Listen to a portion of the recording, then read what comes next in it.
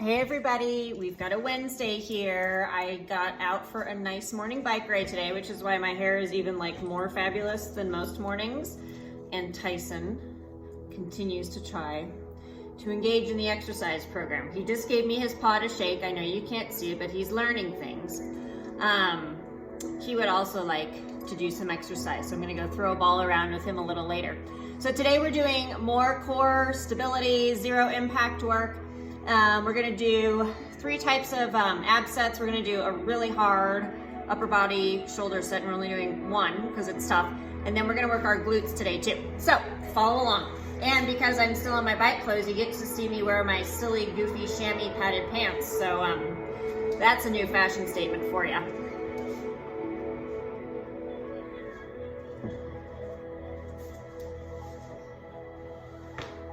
All right, so we're going to start with the worst thing of all of these, which is our upper body. What we're going to do today are graduated static hold push-ups. So, my recommendation is that you start on your knees. So when you're on your knees doing a push-up, you're not here in tabletop. You still have, basically, a plank position from your knees to your shoulders. So when you're doing these, you come down and push up.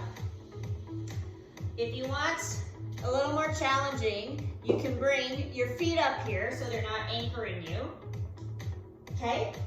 And then, you know, the standard stuff. You're up here.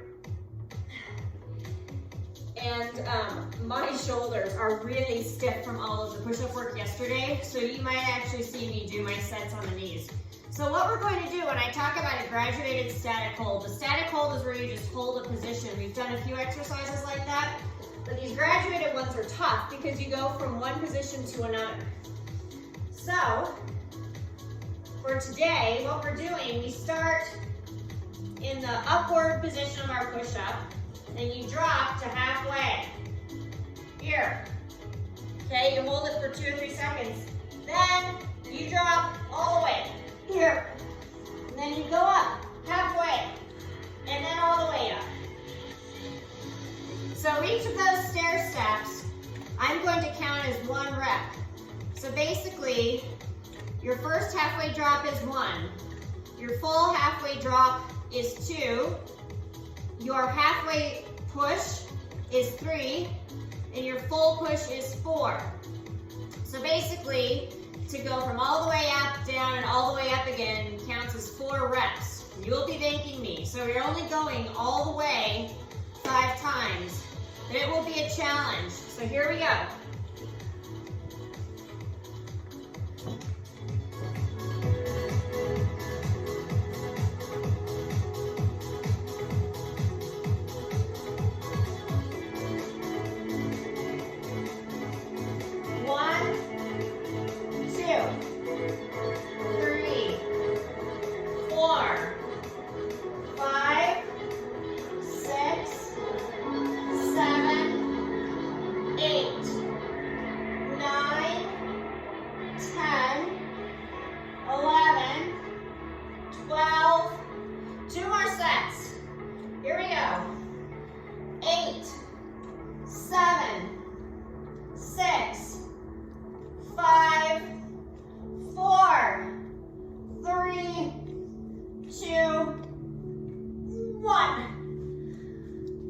So I was doing those in the close push-up arm position, which is like this. You can do them in your wide push-up arm position too. And remember, if you're doing that motion, when you come down, you want that nice 90 in your elbow. All right? Next thing is we're gonna work our glutes today and get a little bit of our outer hips again. So we're going to get on all 4s. Let's see, we'll go this way.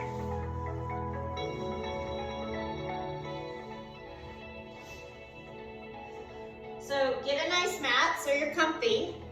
Because the last thing that any of us need is to be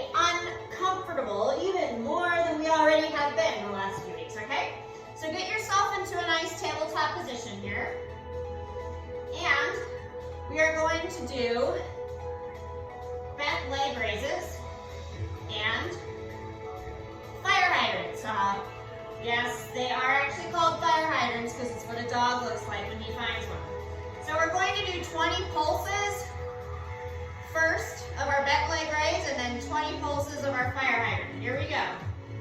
1, 2, 3, 4, 5, 6, 7, 8, 9, 10, 11, 12, 13, 14, 15, 16, 17, 18, 19, 20. Fire hydrant.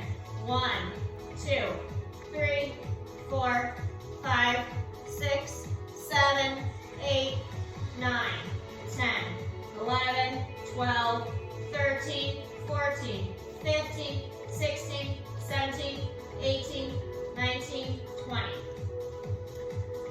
So the trick on these is you don't want to be arching your back like this. You want to keep your back in a nice tabletop position. So again, you're not rounding, you're not dropping. And you want, when you lift your leg, to keep that thigh, start it parallel to the floor, and have that nice 90-degree bend in your knee. Now I'll show you the other side from the front. And like with anything, you want to be really thoughtful about your neck and your head position when you're in these downward facing moves. You don't want to drop it. But you also don't want to strain up too hard like I was doing on my bike this morning. I can only bike once a week just because of that, because I'm, ugh. But you basically just want to keep your neck in line with your vertebrae. So on the other side, we'll do our 20 and you can see how the angles look from here. Make sure you've got nice stability so that you're not leaning too hard from one side to the other. 1, 2, 3, 4, 5, 6, 7, 8, 9, 10, 11, 12, 13, 14, 15, 16, 17, 18, 19, 20. And switch. 1, 2, 3, 4, 5, 6, 7, 8, 9, 10, 11, 12, 13, 14, 15, 16, 17, 18, 19, 20. So you should be feeling that in two parts of your glutes. You should be feeling it kind of on the back side, and then when you get into your bird dogs, you should get it in your hips too. And I have finally started to warm up. Yay! All right. So we're moving on to core.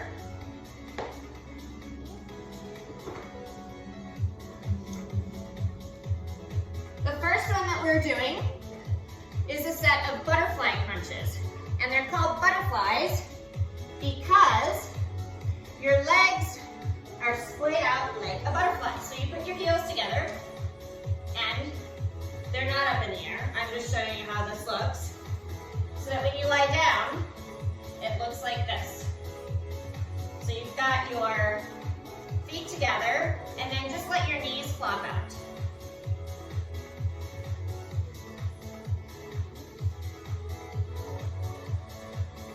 All right, make sure that your tailbone is on the mat too.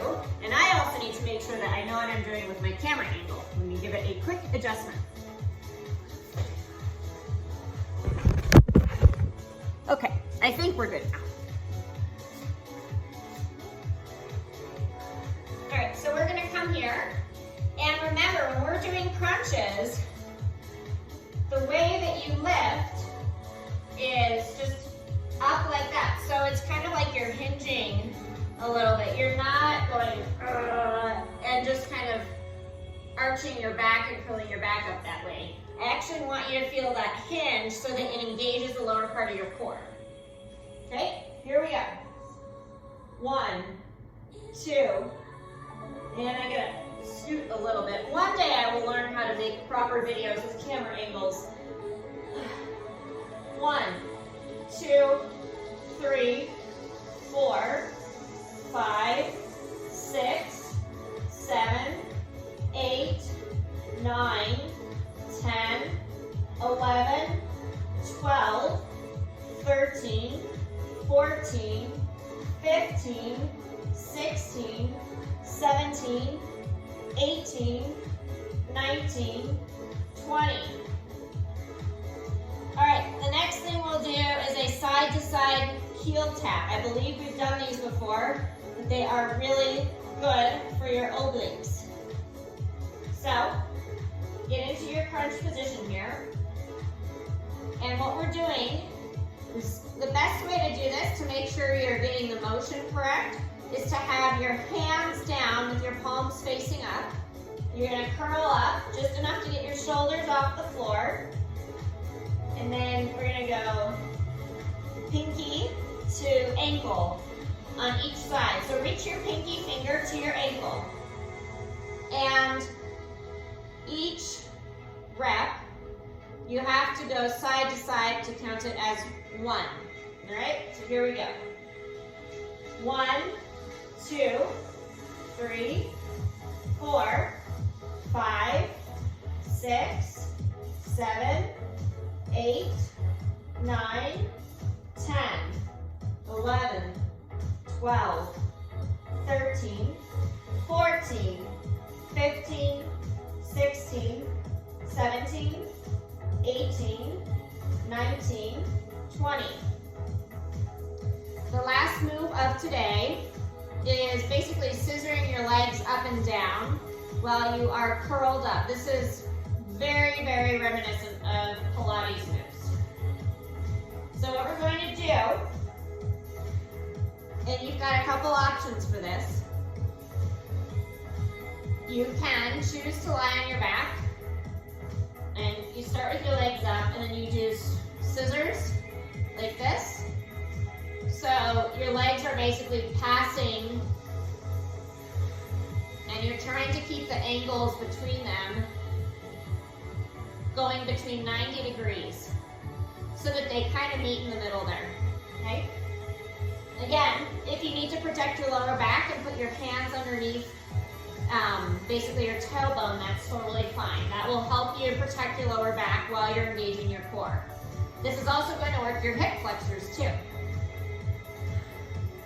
You can also curl up, so start in a curl up like this, and then do your scissors. If you want to challenge yourself more, you can actually start with your legs at an angle somewhere lower than your 90 degrees straight up and down. And then if you start here, that's as high as they go, and so you only scissor that high. I think I'm going to try my first set with my legs at a lower angle, and then if I have to move to an easier version during my reps, I will do that. Here we go.